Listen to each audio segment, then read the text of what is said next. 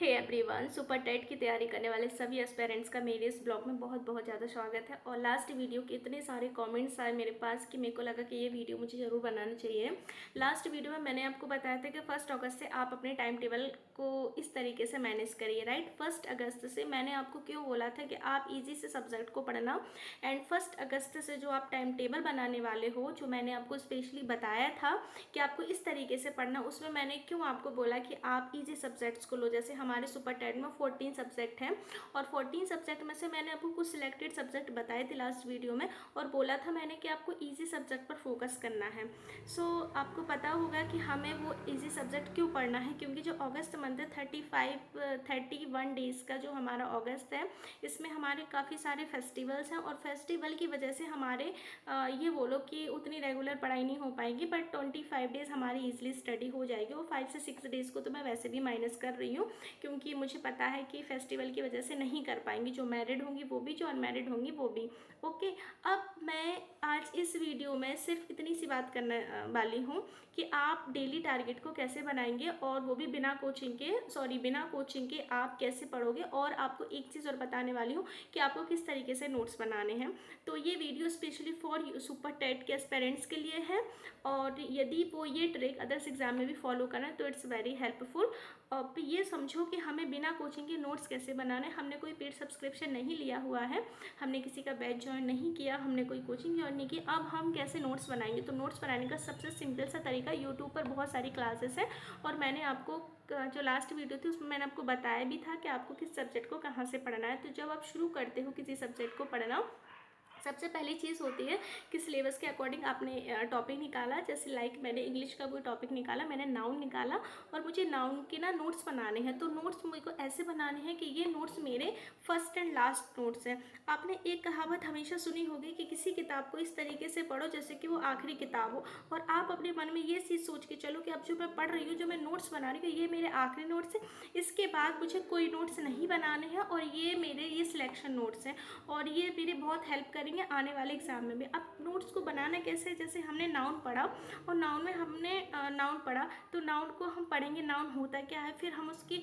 Definitions को पढ़ेंगे, फिर हम उसकी क्या पढ़ेंगे, टाइप्स पढ़ेंगे, फिर टाइप्स के अंदर पढ़ेंगे, फिर नाउन में बहुत सारी चीज़ें आती हैं, वो सारी चीज़ें पढ़ेंगे, और फिर ये भी पढ़ेंगे कि एरर्स कैसे निकालते हैं। एक एग्जाम्पल बता रही हूँ, और कि आप और सब्जेक्ट को भी इस तरीके से पढ़ते हो। इस तरीके से हमें डिज़ाइन करना है नोट्स को।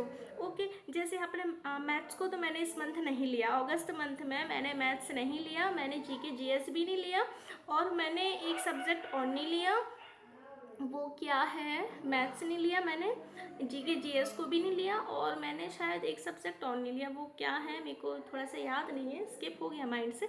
बट जो सब्जेक्ट मैंने बताए हैं उनके आपको प्रॉपर नोट्स बनाने हैं। जैसे साइंस को आप बोलोगे कि हम साइंस के कैसे बनाए, तो देखो साइंस में जैसे फिजिक्स हुआ, केमिस्ट्री हुआ, बायो हुआ, तो चलो हम फिजिक्स से स्टार्ट कर देते हैं, चलो हम बायो से स्टार्ट कर देते हैं। तो जो भी आपके टॉपिक हो उसके अकॉर्डिंग पढ़ना।